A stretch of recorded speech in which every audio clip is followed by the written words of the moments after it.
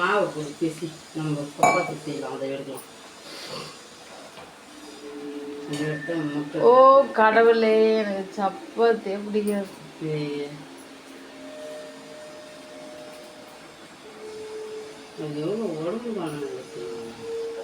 இந்த தக்காளி குழம்பு மட்டும் சரி காரம் கம்மியாக வச்சா அவ்வளோ டேஸ்ட்டாக இருக்கும்.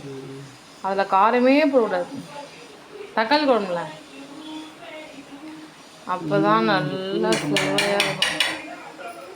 நான் உனக்கு ஒரு வாட்டி வச்சு கொடுக்குறேன் காரமே இல்லாமல்.